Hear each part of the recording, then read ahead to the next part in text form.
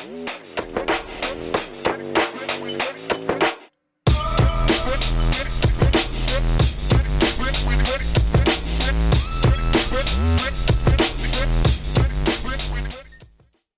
yeah.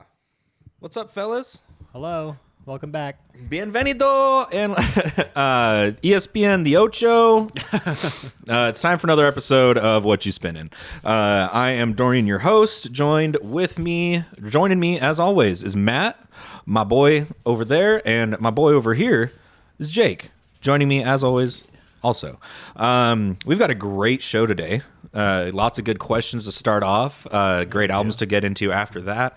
Before we do any of that, though, Jake, you just brought something up that made me think I want to make sure that we ask this question. Anybody listening to anything cool lately? Discover anything kind of that you want to share? Ooh. I'd have to think about that. Do you have something that I do. What do you have? So remember Tatsuro Yamashita, Yes. that Japanese artist I got into? Someone did similar to how they did like Sade Villain with MF Doom stuff. Mm-hmm. They took Tatsuro Yamashita instrumentals and put MF Doom raps over them. Oh, what? It's on SoundCloud, or you can find it pressed on the other side, or it's a weird double thing, like album, right? It's West Side Doom, the West Side Gun and MF Doom mashup album, and it comes with the disc of Tatsuro and Doom. Huh. So you can either get it that way or listen to it on SoundCloud. I'll have to send y'all the link. It actually fucking rules. I'm like, this sounds interesting as fuck. I'm like, this is crazy, and it's got like some songs off of Circus Town on it that like are sampled. It's cool. Man, top notch. Does it have like? Is it new Doom raps or is it just like old Doom on? It's old. It's old stuff. I think there's a couple that are on Sade Villain or one or two. There's like a different Victor Vaughn cut. Okay. Nice. So yeah, it's worth it. It's worth a listen. It's like 6-7 songs. Always like some new Doom on new beats. Mm-hmm. Mm-hmm. Yeah, I think it like pulls more deep cut kind of raps of his. So if it's not new, it's something that you haven't heard in a long time. Well, I gotta look into that now. Yeah. I'll send the link to y'all. Yeah. I know that Fred again dropped his album 10 days 2 days ago. Thursday, okay. Friday. I haven't gotten a chance to hear all of it yet. I've only heard some of them, but I mean, you got Fortet on there, Abong Jair, Sampha, like some pretty cool artists that he collabs with. Anderson .Paak's on there, Duskus. Nice. So I want to listen to all of that. And apart from that, Jungle came out with a release that I really liked. They came out with a new single. I love me some Jungle. Hell yeah. That's about it, honestly. I haven't had a lot of time to listen to music. These last 2 weeks I've just been kind of busy. Mm-hmm. Too busy for music, huh? I know, which is your back on strange, music, especially for me. Joking. But I've just been like focused on these mainly. Yeah. Okay. Hell yeah. Matt? That one picture I sent you guys of that vinyl, the Mong Tong. Yeah. It's an album from 2020, but they're like a Taiwanese band. Mm-hmm. Kind of cool. Yeah. Weird instrumental sounds. It's fun. I did hear that. Yeah, that's about it. Yeah. And then just rehashing old stuff. I let the DJ play once in a while. Usually does good, but I feel like it repeats a lot. And I don't like that about the DJ. Yeah. It's kind of the same thing that the the blend playlist does. It kind of just happens to be the same stuff after a while. But no, that Mystery album, I did listen to a couple tracks off that. It is pretty good. I do like that. Speaking of stuff that's coming out, stuff to be on the lookout for, Machine Girl dropping an album next month. Fat Freddy's drop November. Yeah, there's a couple songs on Spotify from that album on there right now. Yeah, they're both what I've heard off of both of them are both different, but I'm intrigued. Yeah, I want to hear the album. Yeah, for sure. Hell yeah. Do we want to do our questions then? Yeah. Jump right into them. Hell yeah. Let me get the question because I have the answers written down. Okay. We'll just go in the order that they came in. So we'll do mine first. All right. This question comes from me. What's your current White Whale album that you're searching for a copy of? This could be something that's like hella expensive on Discogs, or that you could easily get on Discogs, but for some reason, which is my case, you're just really holding out to see it locally, like in a shop, because you should. Like, it's just, doesn't make sense that you haven't seen it. You know what I mean? They should reissue these things more often. Yeah. Yeah. So I guess I'll go first at that rate. So both of these are kind of like either they kind of fall into both. One of them is like I could buy on Discogs tomorrow, but for some reason I'm holding out hope that I'll find it locally, and that's Thrust by Herbie Hancock. And I can never remember if it came out the year after or before Headhunters, but it's when he was doing jazz fusion stuff. It's another like 5-song album that like all the songs are like 20 minutes long. But it's a heater, and I, just as with Headhunters that I did end up eventually buying on Discogs, I'm so confused that I haven't seen this locally or in a shop ever. And I've been to not just our locals here in Eugene, but like in different states at this point, and I still haven't fucking seen still haven't seen it. And then the next one is, it's just a little too pricey last time I checked on Discogs, and that's Wisconsin Death Trip by Static X. I knew it. Yeah, I knew you. I was like, yeah, I said it last episode. But yeah, that one I like really... What's the price tag on Discogs? I haven't even looked it up. Like 70 after it's all said and done. Okay. Yeah. It's not too bad. Not too bad, but I did manage to find an Follow the Leader by Korn at Moonrock, and so I'm like, maybe I'll strike out the same, but I have not yet. I'll probably end up buying it for myself for my birthday or some shit anyway. But yeah, that is my 2 white whales right now. Those are 2 good picks. Nice. I haven't bought vinyl in such a long time, now that I think about it, and it's been a while. One that I'm definitely has been on my want list now for a while. Masayoshi Takanaka, Seychelles. It's strange. It's got a bird on it. Oh yeah, that one. Mm-hmm. That's a cool the good old like that. Masayoshi, the artist that has a guitar inside of a surfboard. That album's fucking a heater. That album's so good. But it's like $70, $80 on Discogs, and it's for like a shitty condition one, like a shitty copy one. Like if you want to get like a mint or like one that's not open sealed, it's like $100+. Damn. But I'm sticking out. Like if someone does a repress or something, or if just out of nowhere, just my luck happens to be on top of it, and I pick it up in person. But that's my go-to right now. That's what I'm on the hunt for. Hell yeah. My 2 would be Moby Play, an original copy. I know I can find a reissue. Is that the one with the guy jumping on the cover? That's a good And album. House has a reissue for like $40. If I go back there and it's still there, I'll probably buy it. But having the original would be cool. Yeah. And then Mechanical Animals by Marilyn Manson. They need to reissue that album. I don't see why they haven't. Yeah. It's really baffling that they haven't repressed any of his discography. The fact that only bootlegs exist like that Antichrist Superstar one I got. It literally doesn't make any sense to me. It's so annoying. I can't even find it on Discogs, the one I have. The one I have says it's $300. I'm like, it's not $300 because I paid 60 something for it. You're like, I wouldn't priced it wrong. Yeah, you're like, I wouldn't have paid $300 for this. Hell no. You know how I know it's not $300? Because I wouldn't have paid $300 No, for it. no. But like you said, Jake, I haven't been buying vinyl in a while. Yeah, I don't know why. Not since Utah. I made a point. I was like, I'm not, because Audrey remarked at the amount of records we had bought, and I was like, well, A, we split this, so it didn't impact us. Like, we kind of split the cost on this. And B, I'm not buying again until I go to Portland with the boys. Like, I'm making, I'm going on a fast. There we go. There we go. It's like, I was like, don't worry. It's not, yeah. Did I buy a guitar between now and then? Maybe. Well, that's different. That was half what I spent on records in Utah.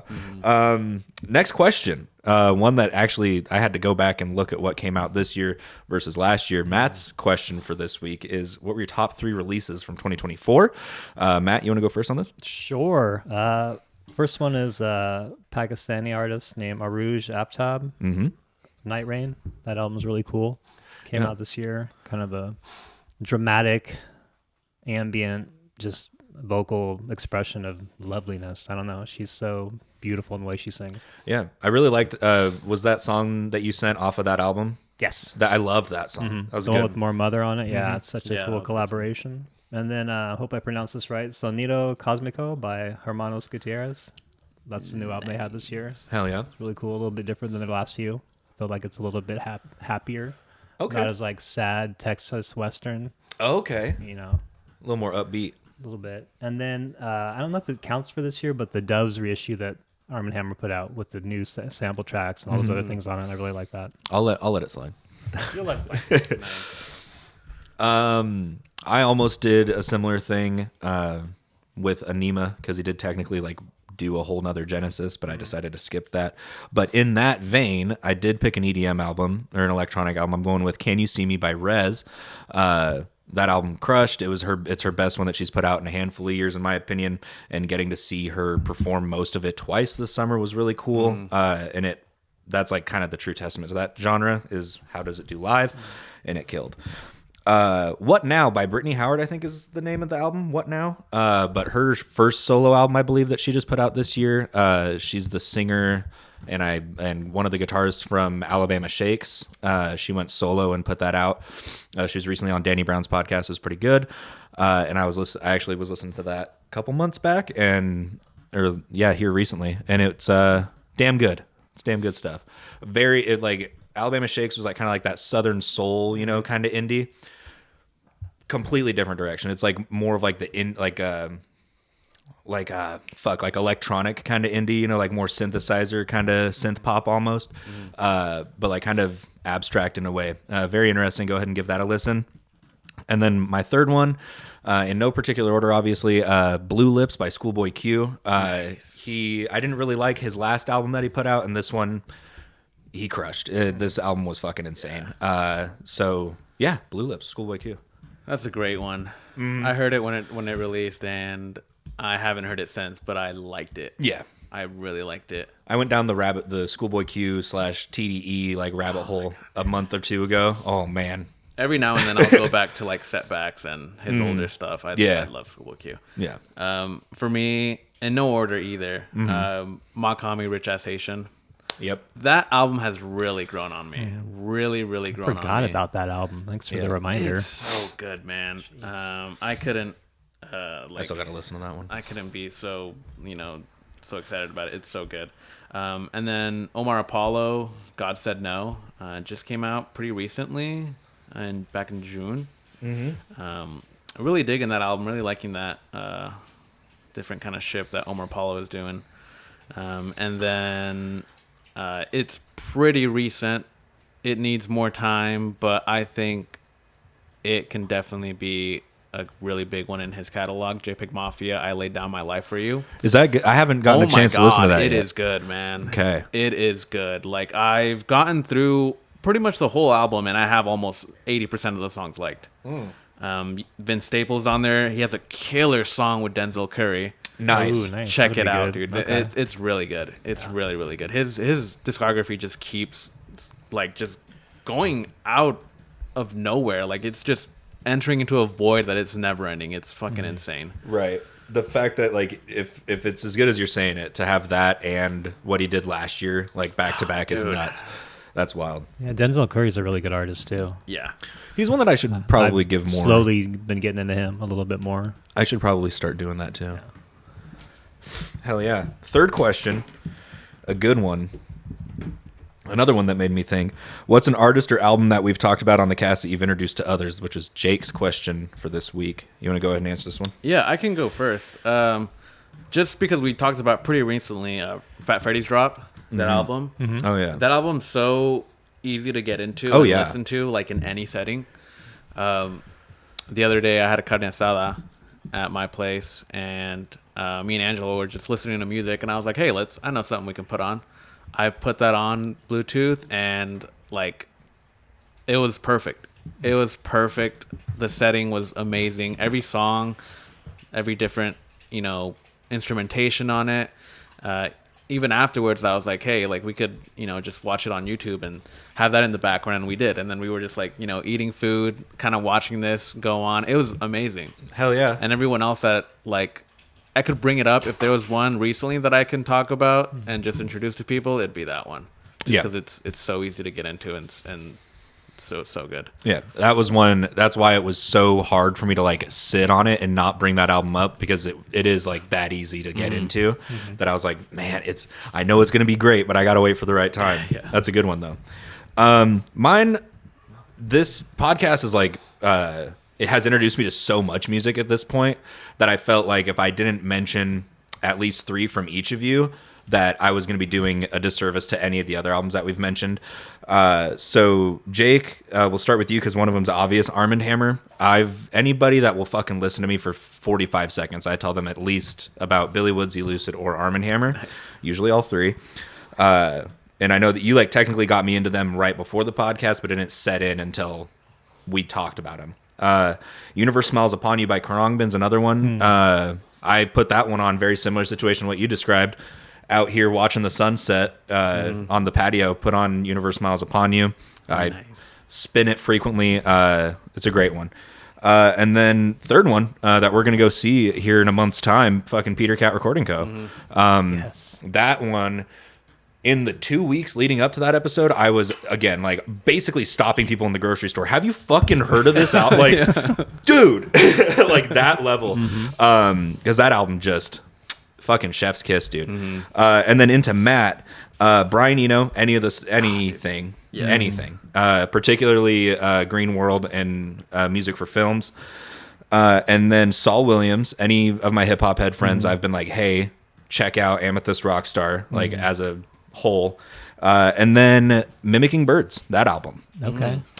Nice. Yeah. I like it. Because I talked to I'm like, hey, if you like music and that, or you find out someone likes that kind of energy in music. I'm like, hey, double Jeopardy. They're from fucking Portland too. So there you go. There it is. And so I've gotten a lot of people on that too. So those are my top 3 from y'all. Nice.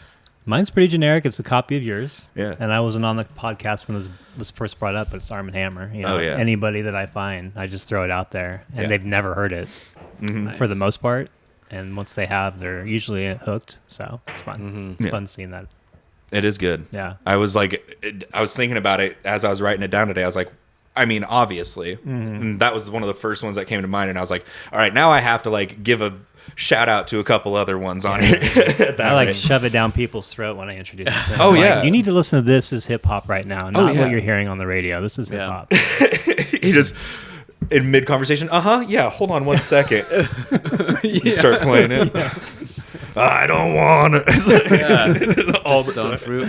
No, it's such a... I don't know. It's such a different taste for hip-hop. Like, it's such a different feeling for what's currently been playing. What's been playing for the last 10, 20 years. It's just... Yeah. And there's other artists out there that are doing it too. Like you mentioned JPEG Mafia and people like that are just doing different things. Things that are cool. And it's kind of funny. Like once you breach into Arm & Hammer, your mind is like, you're like, oh, okay. It kind of opens you up to some more of that kind of weird stuff, the Denzels, the JPEGs, that type of shit. So shout out to him, which is kind of weird because if you think about it, like those should be steps along the way to get to Arm & Hammer. If it were like a Mortal Kombat tournament, that would be someone who has like a 2-round bye. And then, but once you skip through all that, get to Arm & Hammer, you're like, oh yeah, Danny Brown actually does kind of rule. Like, like JPEG Mafia is the shit. Hell yeah. Any others? Anything else before we move into the content? I'm good. Hell yeah. All of our other albums. Oh yeah. Check them out. Check them out. Listen. Yes. 78 episodes. It's a lot of music. That's so much music. I mean, I'm pretty bad at math. 78 times 3. That's a shit ton. Yeah. I forget about some over of the 200, albums. but... It's crazy. Speaking of forgetting about albums, I don't know why it came to me, but I've been alone for a couple of days, so I just been talking to myself. I was just like blah, blah, making noises, and I was like, oh fuck, I haven't listened to Zamudo in a long ass time. Like I said some random thing. I was like, Zamudo. I was like, damn, that album kicked ass too. I was like looking up. I was like, Red Fang. Like there's a lot of. I was scrolling through like the notes in my notebook and shit. I was like, damn, there's been some crazy stuff that we've talked about. But hell yeah. We're going to tell you about some other stuff that you should listen to that we've been listening to for the past couple of weeks. I hope to God my dog didn't just throw up on the carpet. It's Whatchu Spinnin, episode 78. I'm Dorian. That's Matt. That's Jake. Stay tuned. We'll be right back.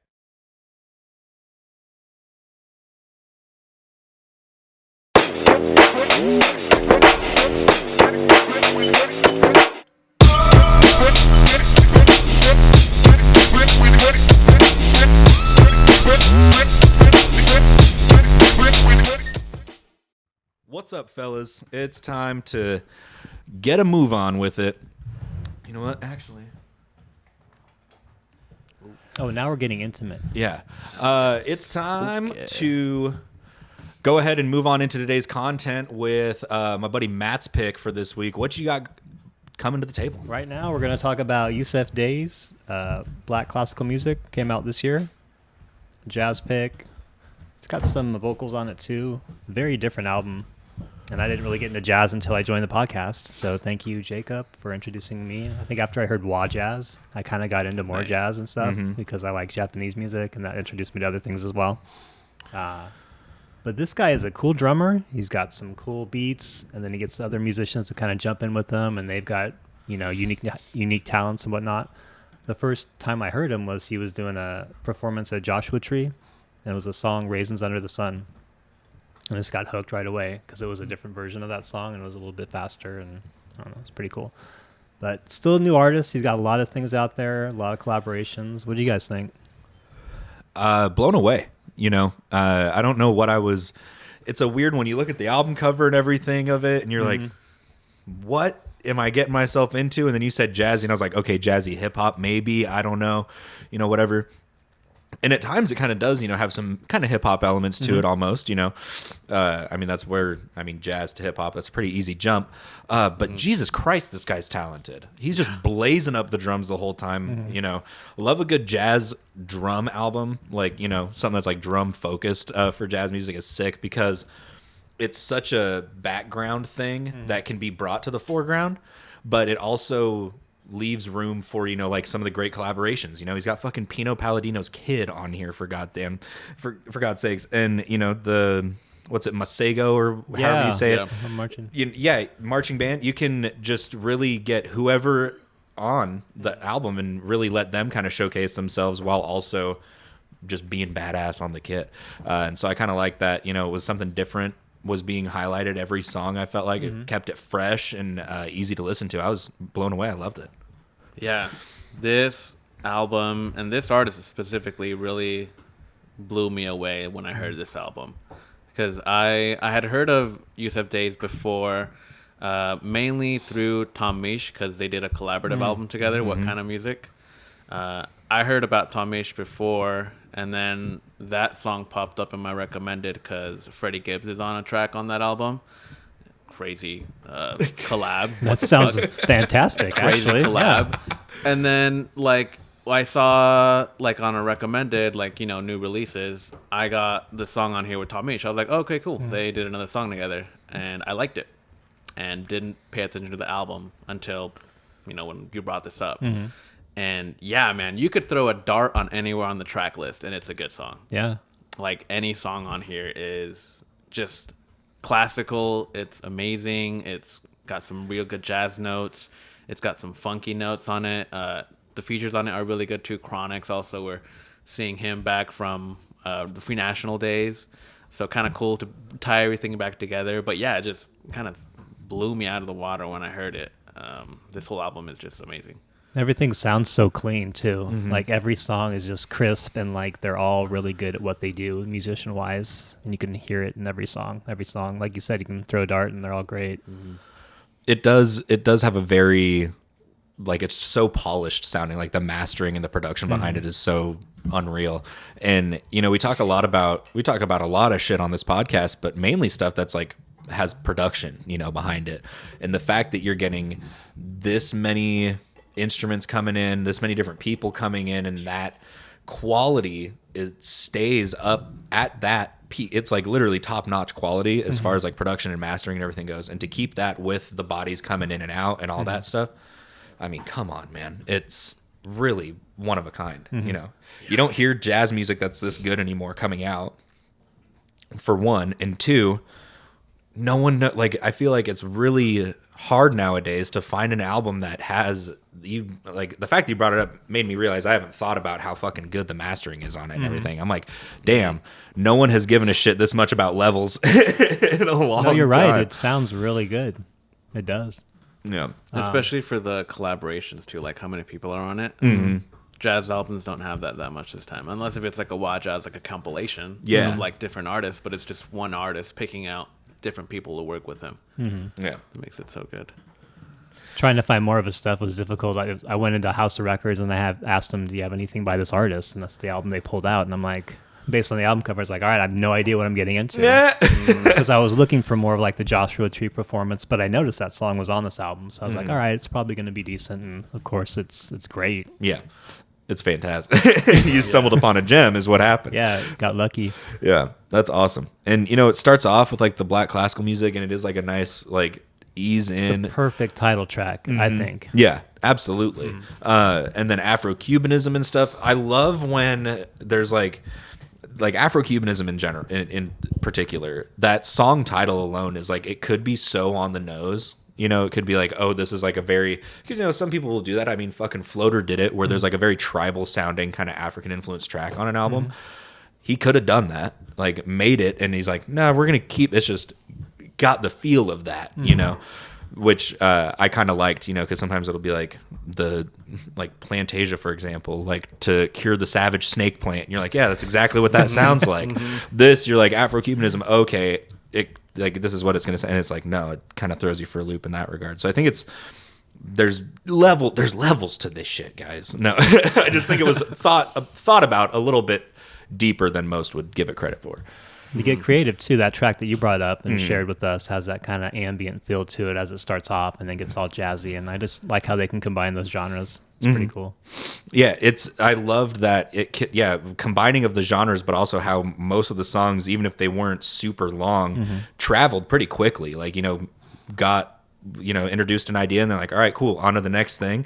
And to keep it so fluid throughout and everything, not so much to the fact where, as in some albums we've talked about, you kind of get lost in the track list of it. This one, it's like very much, it's like almost business-like, but I don't mean that in a bad sense. Yeah. It's just very like bang, bang, bang, like just... It's like a disciplined album. Yeah. From what I've read, he grew up in a family of like 4 brothers, and they all learned to play piano at a young age. And so I'm guessing they were just, gifted, and you can hear it. Yeah. Obviously. Yeah, it's gifted, and just the talent behind it is unreal. And the fact, like, a lot of these people I've never heard of. I only knew Rico Palladino by his last name. I was like, wait, is that the guy that played with like 9 Inch Nails and shit? Come to find out it's his dad, or that was his dad. But outside of that, it's like, who the hell are these? Like Masego? Like what? Like how do you, like, this guy's just pulling deep pulls of artists to work with, and it's like, damn, shout out to him for like kind of putting them on, but I think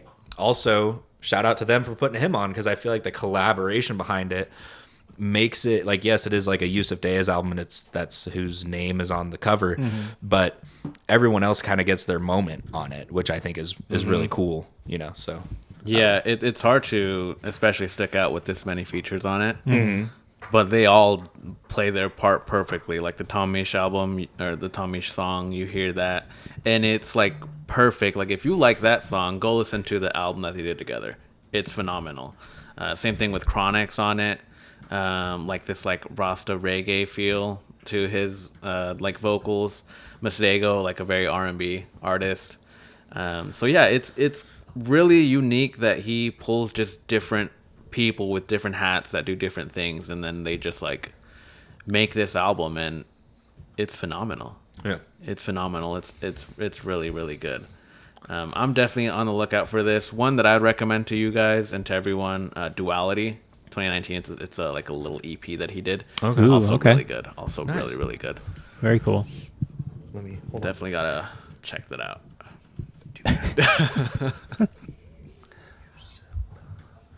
Yeah, this album's fun.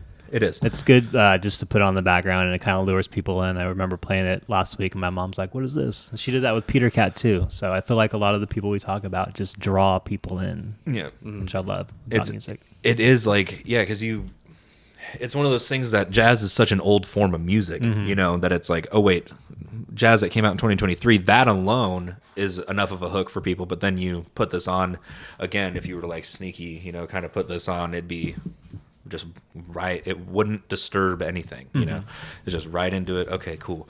And it is, I put it on and did a variety of things, cooking, taking notes to it, job hunting, whatever. It is universal in that ability to put it on anywhere. You said your mom liked it. I like it, and that's kind of the great thing about the podcast is like we each have our own like unique musical taste and background, and the fact that you can drop a jazz album that came out just last year on the table and all three of us love it is really says something. And it's like a different kind of jazz too. It's not like your typical jazz that you hear with like a sax or like a tenor bass or what have you. Like this is like just a drummer with a lot of jazz influence and a lot of jazz fusion in it. And either be the guitars, the bongos, what have you, the lyrics, everyone that comes together and that's like helped out on this album gives it that jazz feel, and it's really good. It's really amazing. Hell yeah. It's good to see too. It's good to see a newer artist like in a way making jazz their own.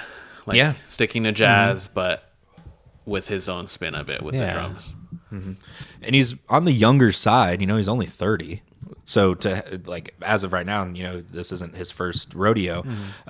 So the fact that there's a young cat doing it is makes it that much better. I didn't know this was his like debut. It's like his debut album. I read that too. I didn't know that. He's done a bunch of different like work with a bunch of other people. Right. Yeah. It's like when Future got popular, everybody's like in 2014, everybody's like, this rapper, it's like, no, he's been doing shit since like 03. Yeah, exactly. Exactly. Hell yeah. Well, cool. Thanks for bringing this up. Yeah, let's dive in top threes. Shall we? Let's do it.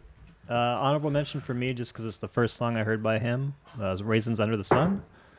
Great track. Number 3, Turquoise Galaxy, because of the title, and it's just kind of a slower vibe on the album. Number 2, the title track, Black Classical Music. Just a great way to start the album off. Like, it lures you in, and if you like that, you're going to be in for a treat. And then my favorite song was Marching Band. I just like the singing on that. The feel. It's kind of a upbeat vibe, and Masego's got kind of a cool way of doing his thing. So it's that track in particular is very interesting. It almost feels like a bridge or like interlude track kind of, because it's just kind of the same line repeated over, but it's like hypnotizing after a while. You kind of like, whoa. So shout out, I do like it's like that a song. scat almost a little bit. Yeah, exactly. Like when you said that, I was like, is that what he's saying on that song? Like when you sent that text, I was like, is that what he's fucking saying? Like I don't think it had clicked, and I went back and I was like, oh shit, that is. I was like, because I was just vibing, dude. Nice. Hell yeah. I'll go next. Honorable mentions for me. Mentioned this song earlier, Afro-Cubanism, just like the kind of curveball it throws you for with the title. Second honorable mention for me, we mentioned it a couple of times, Rust with Tom Misch. The fucking bass on that. All of the basses that he got to work on this album, shout out, because they all kick ass. And Tom Misch kills on that song. Number 3 for me was Gelato. Like that song kind of toward the end, it was kind of broke away from the trend a little bit. It was one that, after, if when you're sitting there listening to an album, there's a track every once in a while that makes you go like, wait, hold on. Like towards, like once you get into a kind of a run of tracks, it'll break you out of it. That was one for me. Number 2, Chasing the Drum. In fact, you are chasing the drum on that one. It's all over the place, but it's like tasteful drum soloing, which is really sick. So shout out Chasing the Drum. And the number 1, I've nerded out to Matt about this song Tioga Pass with Rico Palladino. The bass playing on that is out of this fucking world. The drumming on it's spectacular also. And I didn't know that Pino's kid, like I had heard, he's been on a ton of stuff, Pino Palladino. He's been on a ton of stuff. I knew his name. And I didn't know that he had a kid that was just as talented. And apparently he's got 2 more that are all in music. Wow. Yeah. I was like, God damn. So shout out. That's those are my top 3s. Nice. Honorable mention for me is the Chronic song, Ponte Plaza. I had forgotten about him just because I hadn't heard that Free Nationals album in a while, but it kind of drew me back to his stuff. Number 3, Birds of Paradise. Really like that song. Number 2, Chasing the Drum. And then my favorite track, The Light, featuring Bahia Days. Hell yeah. Okay. Yeah, really good. Really solid album, man. Yeah. I'm definitely on the lookout for these. I have so many of the recent albums that we listen to that I'm like, oh, I'm looking for it. Oh, I'm looking for it. And if I stack it up, I don't want to. Yeah. But And The Light, that's a unique song. That's a song we didn't talk about. It's one of a different one off the album. So good pick. Good pick from you. The whole album. Good top 3s from everybody. That was Black Classical Music by Yussef Days. released in 2023, which was Matt's pick for this beautiful episode 78 of Whatchu Spinnin. We'll be right back to travel back in time and kind of switch up the genre a little bit with Jake's pick for this week. It's Whatchu Spinnin, episode 78. Stick around.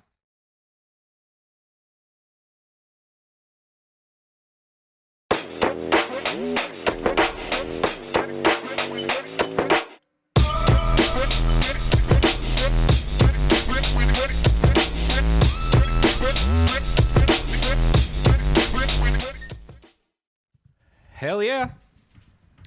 Keep it moving, baby. We just talked about a great jazz-esque pick from Matt, Yussef Days' Black Classical Music. Go ahead and check that out. It's time to bring up what could be considered a classic album. I think I would consider it to be such with Jake's pick for this week. What you got, my man? Definitely classic. 1976, Stevie Wonder, Songs in the Key of Life. I feel like everyone has to hear this once in their lifetime, at least the full thing. 400 songs in the Key of Life. Yeah, a lot of motherfuckers on this. There's like 20 songs on here. I looking it up on Wikipedia. I don't know why he made a deluxe. I'm like, there were 40 songs on the original. Yeah, but hell yeah. Sorry, go ahead. It's real. It's real long. It's like an hour and like almost hour 30 or over hour 30, something like that. But definitely, I feel like an album you have to listen to some point in your life just to appreciate what was happening in the time with music, with the world, with Stevie Wonder, what was going on in his mind, his crazy mind, and just kind of cemented the genre. I feel like it really brought the genre together piece by piece, and everyone that went into this, all the hard work that went into this, it kind of earns its plaque in a way, I feel like. But yeah, what did you guys think about it? I defer to you, sir. I mean, shit, man. It's fucking not just outside of Stevie Wonder. I want to get, speaking of bassists, Nathan Watts on this album, the bassist, that is now his Stevie Wonder's band leader. Like the guy that oversees everybody else is Nathan Watts from this album. The guy does insane shit. Sir Duke in particular is nuts. I was like, oh, let me try it. Like, cause that was the one at the end of last episode. I was like, there's one song on there that's like a bass, like upper echelon song. I looked it up while I was just, no, I'm good. I can't fucking play that, dude. It's just, I'm like, all right. So that's unreal. The musicianship outside of Stevie Wonder on this just needs to be recognized.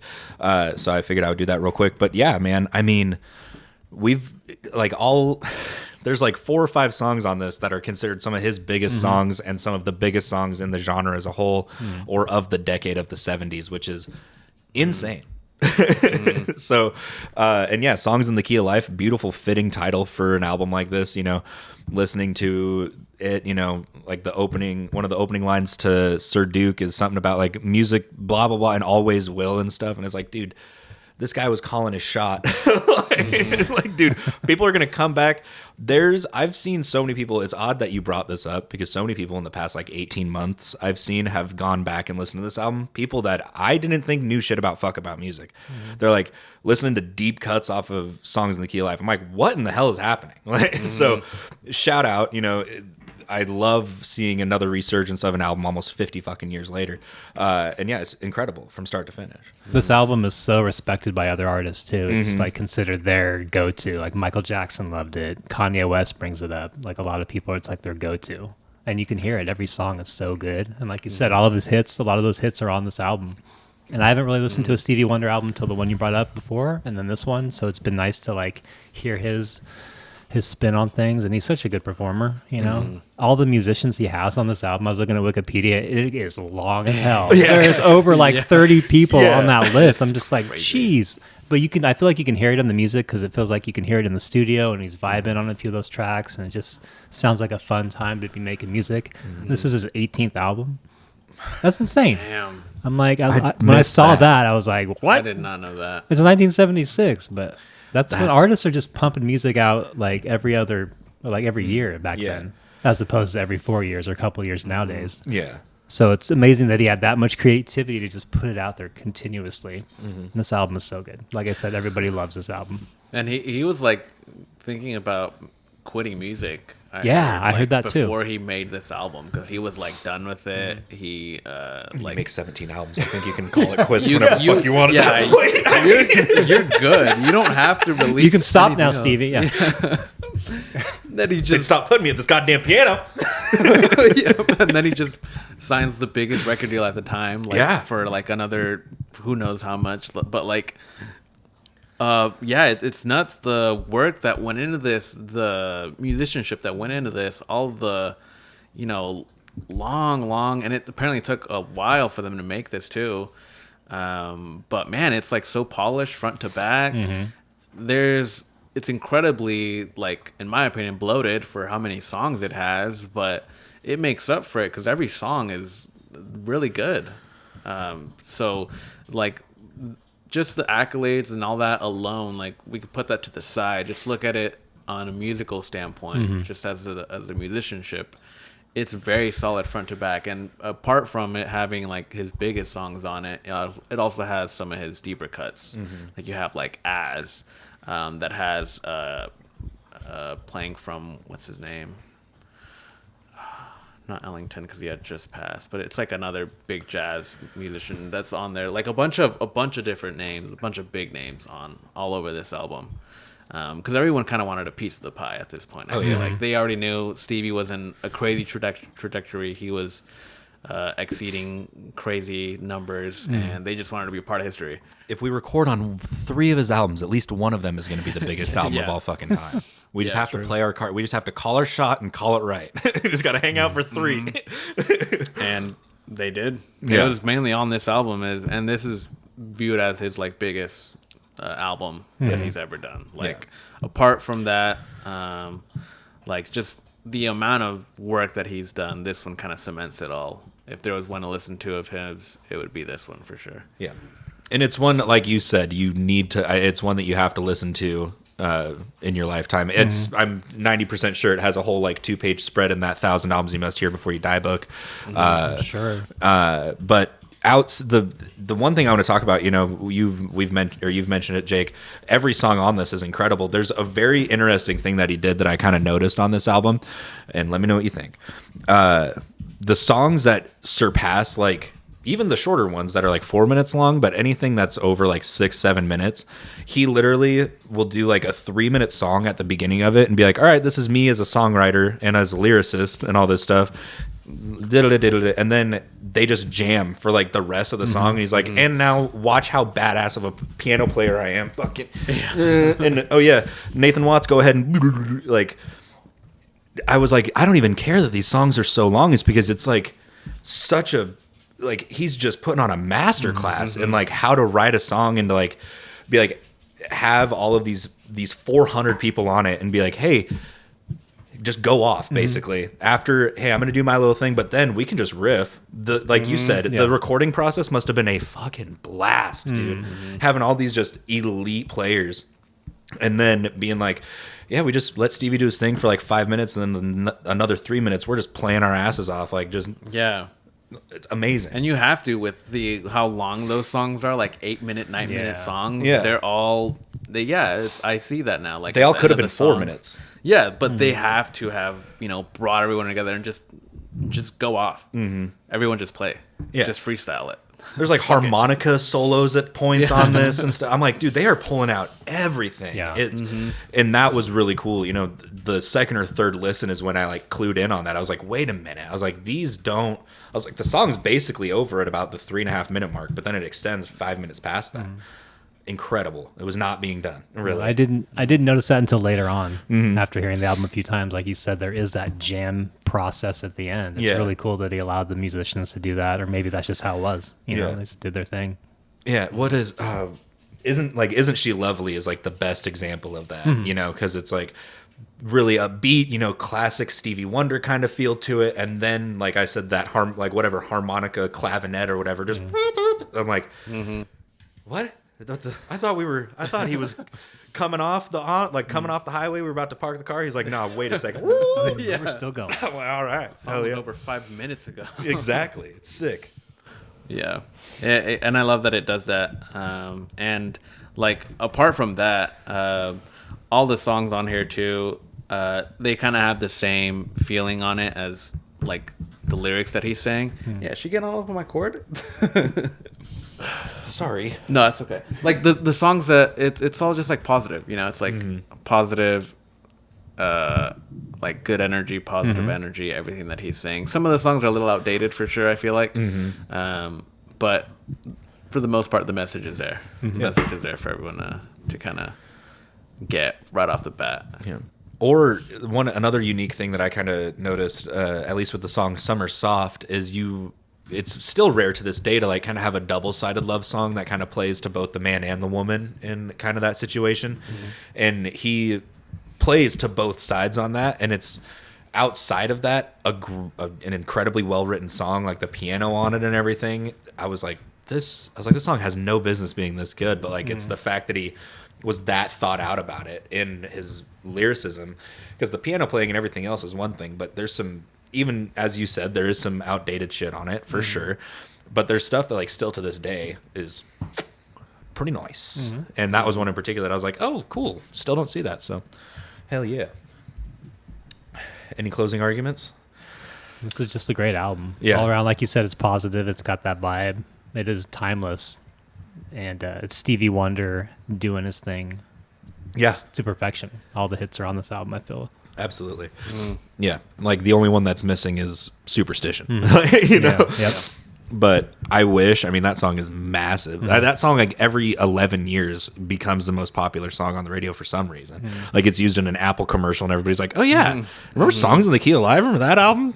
Yeah, okay, cool." Yep. You jump right back in. Exactly. Yeah. That was one. I think that might have been like the first Stevie Wonder song I ever like recognized as like a young kid was "I Wish," and like hearing it, like that's something that, because it was in like remember that Penguin movie Happy Feet? Yeah. It was in like, it was on like the fucking Game Boy game for it that I had, and I was like, oh, this song rules, you know? And so hearing it, I'm like, and it is something that, you know, gets used in an ad like once every like couple of years, and it's because, yeah, it's just, I don't know, man. That kind of speaks to it, to the kind of magnitude of the album and the songs in it. So. Oh yeah, my parents, they would listen to Stevie Wonder here and there, and yeah, Sir Duke would come up a lot. I Wish would come up a lot. So I think that kind of set me up for liking it even more. Yeah. But yeah, top threes, we can get into it. Good luck, because there's 21 songs. That was fun. There's 21 songs on here that you could pick out. Yeah. But honorable mention, I'm going with "Isn't She Lovely." Nice. That's a good one. Number 3, Nigu Kulela. That song really stuck out for me because it's like he's speaking Zulu, and then he's speaking Spanish, which the Spanish is pretty good, and then speaking English. I thought it was pretty neat. So that's number 3. Number 2 is "Ordinary Pain," and then my favorite track is "As." Hell yeah. Good ones.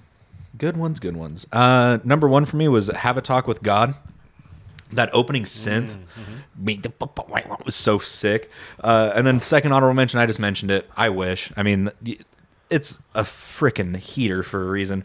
Number 3, I mentioned this song earlier today in our group text, "Joy Inside My Tears." Once Stevie and the gang start hitting that you at the end. Yes. Oh, dude. Right. Yes. I was trying to remember what song that was. Yeah. Because I was listening on the way over. You. Dude, That's why they get all jammy, too. They get that, yeah. Dude, every time those you's hit, I'm fucking get it, dude. Yeah. Yep. Number 2, "Summer Soft." Really like that song. Outside of, you know, the other stuff I mentioned about it, it's just a freaking good one too. And then number 1, "Black Man."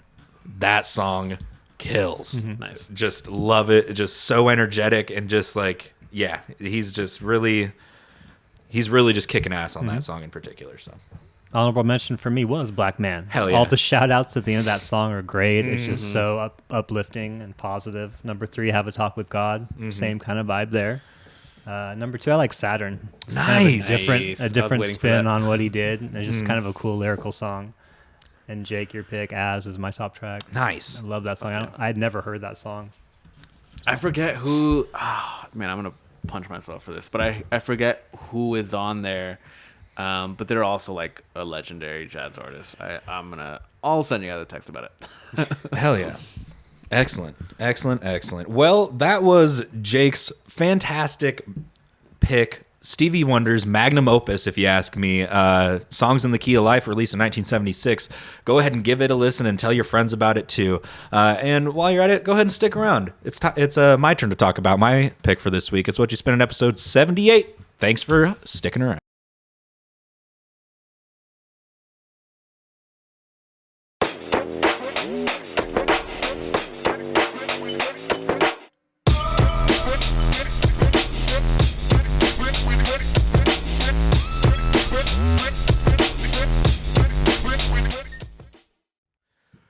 Hell yeah, fellas. It's about time to put a big old fat bow on this baby and send it to the goddamn moon.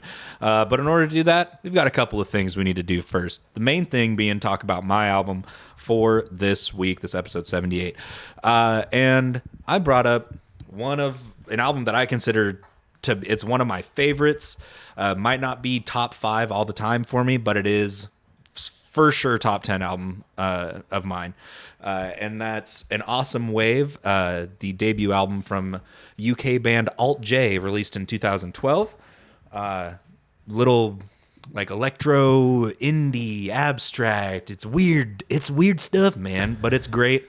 And I'm so freaking stoked to talk about it. What do you guys think? Man, I'm surprised I hadn't heard of this. Yeah. I am surprised I had not heard of this. I remember, for the people at home, I didn't know that you had not heard of this. I had not heard of this. Yeah.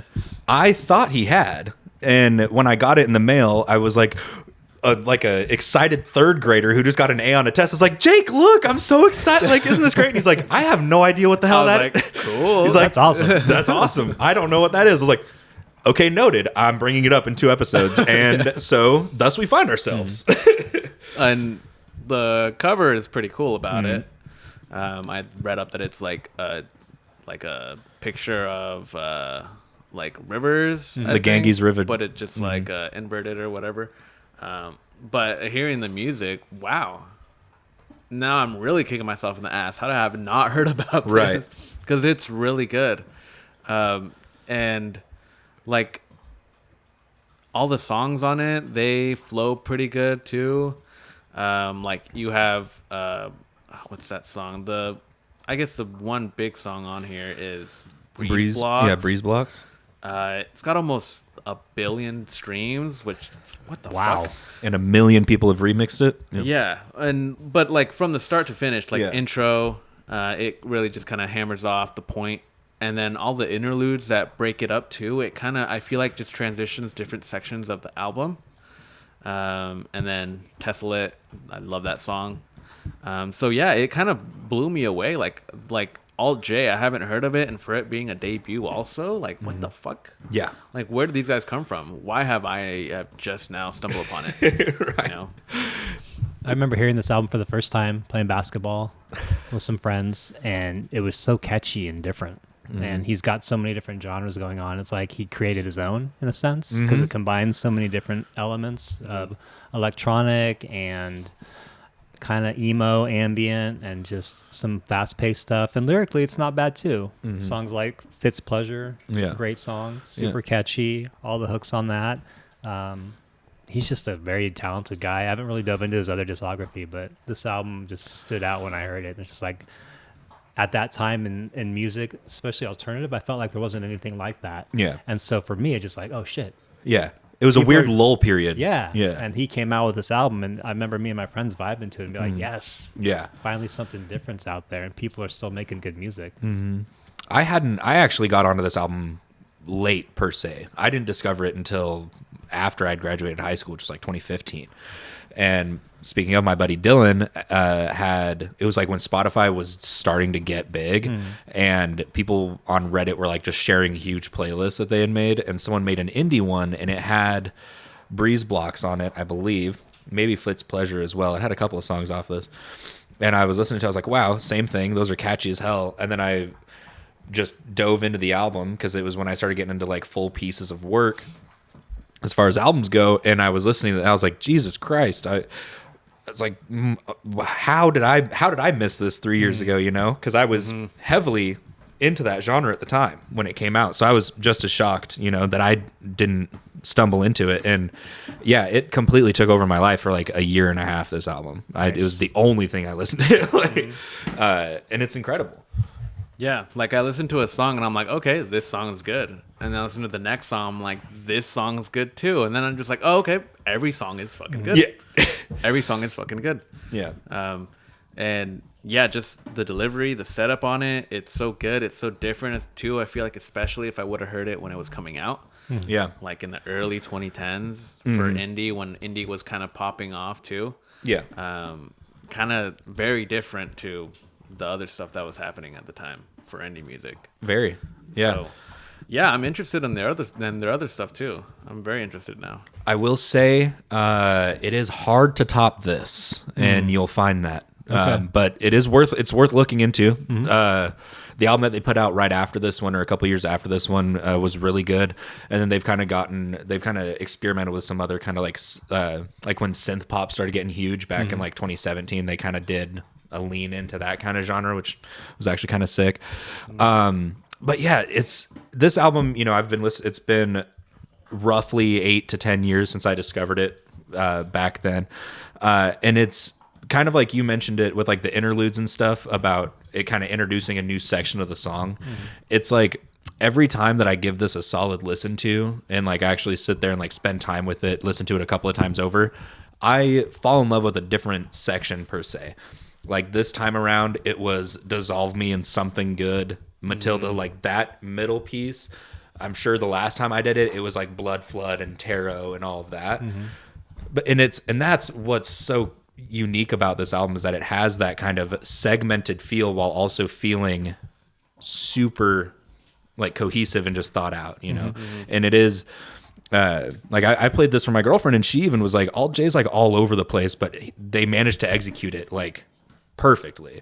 Even though it does have all these different pieces, it's all kind of, they managed to get it to focus on kind of the same thing. But it's like, hey, this is just a showcase of the very unique kind of songwriting style that they have. Yeah. I was looking up like guitar tabs for songs off of this, and most of it is written in like open D, not even drop D, nothing. Like it's just weird guitar tunings that they're using, and like, yeah, their use of, you know, synth and everything in it. Incredible talent from these guys. Matilda's a great song too. You bringing that up, that's such a good track. I'd forgotten about that song, and hearing it again, it was just like, okay, has some decent songwriting on this album that I forgot about. Yeah, man, like Interlude 2 just hits you with that like instrumental, not country, but it's just like acoustic feel, just an instrumental acoustic feel. You're like, okay, this is different. And then you get that fatty synthesizer off of what's that song, the Fitz Pleasure. Like you get the fat synthesizer off of that, and you're like, ooh, like you get like some like not so much techno, but more like electronic feel to the album. So it like shifts a lot, and It does shift a lot. different kind of music that they're doing. But that's what's so cool about it. It's that, you know, it's kind of out there for especially indie. Like not a lot of indie tracks you hear kind of have that same feel. Yeah, and it's you bring it up perfectly, that kind of like electronic, that super like big bass swell that they do a couple of times on here is killer every single time. Like intro, when that song starts off, Fitz Pleasure, you mentioned it, it's like they just use random effects, not consistently throughout it, but every time they do, it's like the most perfectly executed thing of all time. It's like gold level gymnastics. It's like, okay, weird use of the synth, but I don't know if you could have done it literally any other way. And the way that you like choosing to do it, then you did it perfect. Like it's crazy. It's just like the use, like we were talking about with Black classical music. It's just so thought out, which I don't want to like put a bad connotation on that. It seems so effortless, but you can tell that it's so methodical and so well thought out. But they are, you know, it's just like, yeah, whatever. And I'm like, no, let's Good production too. very good production. Yeah. All across the board. Like that song, specifically Fitzpatrick. You hear it, and then you hear the the synthesizer, and then they're like scatting over it, kind of. And I'm like, what? Like, how do you plan this out? But it is planned out. That's the intention of it. It's like very intentional. This album. Yeah. Listening to it, and you could almost make the argument that like his voice is kind of grating, but it's like it's everything that they do, his voice, the instrumentation they use, the guitar tunings, whatever, it's all so unique when you look at them as piecemeal, like separated from the main project. You're like, he's got a weird ass voice. No one uses that guitar tuning, but then it's like, wait, that's what makes it so perfect, is that no one sounds like that. Yes, no one sounds like it. Yeah. He's got that unique vocal. You hear a song, you're like, oh, that's Alt J. Yeah. If you know the artist. Yeah, you're like 100%. We've mentioned it, like I've listened to a ton of indie music in my time, and you feel like that would be the genre where you would find a guy that sounds like this, like him, and it's like, no, just uniquely and entirely his own vocalist, artist, and everything. And I think this album kind of, like, you look at it and how it charted and everything, and it's like it didn't do well at all in the States. Like it got up to like maybe number 80 on the Billboard.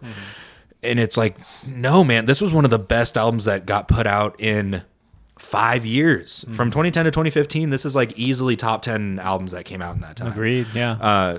And I know in particular because 2012 was a dog shit year in music. I remember trying to write an article about it, and I was like, this is disgusting. And yeah, so I feel like this kind of just got swept under the rug. And I feel, I'm a good example of that because I didn't discover it for 3 years. And it's an album that if I were to choose albums that I show people, I'll tell anybody and everybody about this goddamn album. Yeah. I didn't discover it until 10 plus years later. Yeah, exactly. Thank you.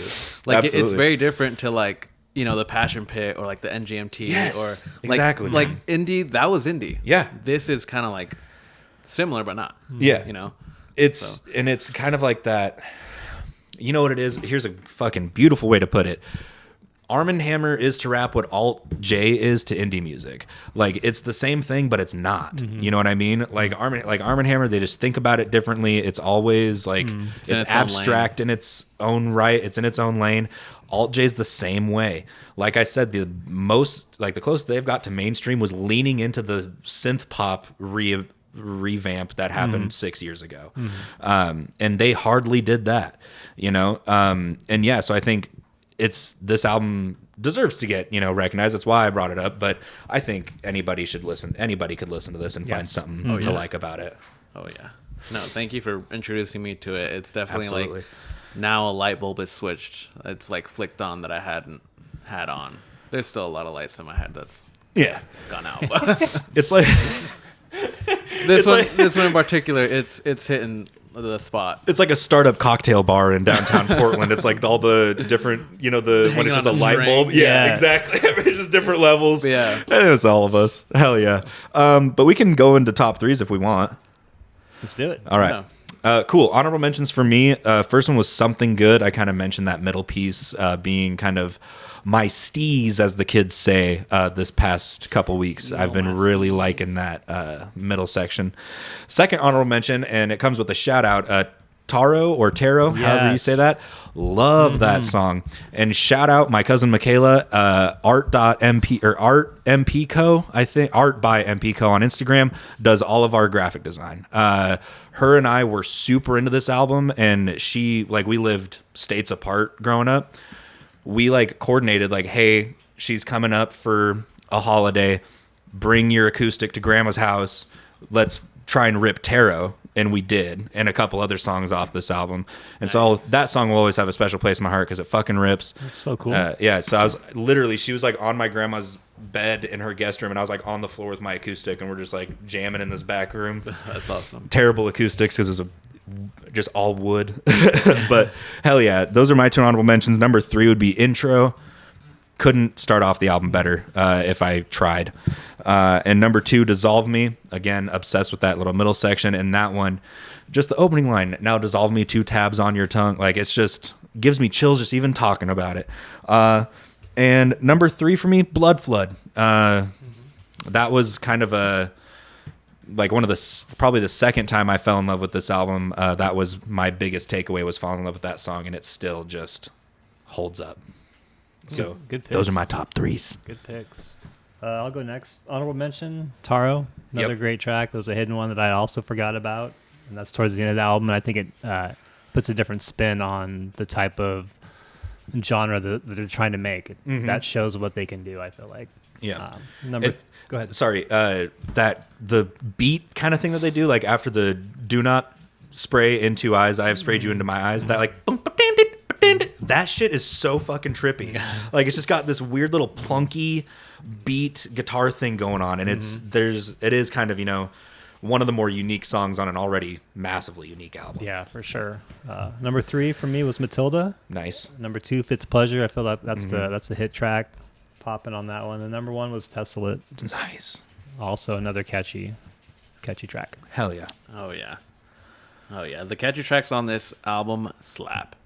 They're very good. Honorable mention, Matilda. Ended up liking that one as well pretty recently.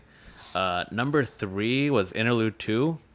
I like an instrumental track. We all know this, especially that one. It's a good break from all the electronic, kind of feel that it has. Kind of like a good mellow acoustic feel. Number 2 was Tessellate, and my favorite was Dissolve Me. Really, really came back to that song a lot on this album.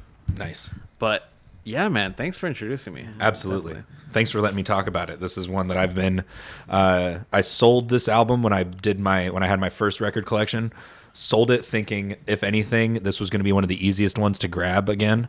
And it was one that I was like, I have to buy it locally or like in a store. Like there's no reason I shouldn't be able to find it, because it was everywhere when I when I had my own copy of it. And waited. And Amazon Prime Day, I got it for like stupid cheap. So shout out. Nice. But hell yeah, that was 2012's An Awesome Wave by Alt J. My pick for this week. Go ahead and check it out. And Black Classical Music by Yussef Days, and Songs in the Key of Life by Stevie Wonder. All three of them are incredible albums in their own right. Check them out. But go ahead and stick around. We're going to tell you 3 more albums to listen to. It's Whatchu Spinnin', episode 78.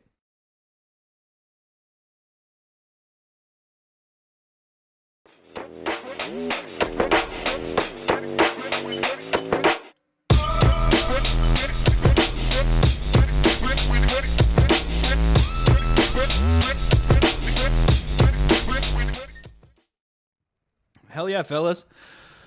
It's time for everybody. Whoop, hold up. Zoidberg, anybody? All right, fellas. It's time to truly put a bow on it and wrap this baby up. And we're going to do that by doing our favorite part of every episode, letting you know what's coming next time around. It'll be Whatchu Spinnin' episode 79. I don't think we have a theme for episode 80, do we? Not yet, but we will. Oh, yes, we will.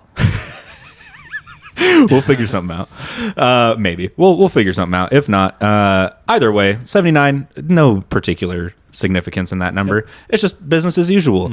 And with that being said, business as usual as we go in the order we talked in, which means, Matt, you're up first. What you got for me?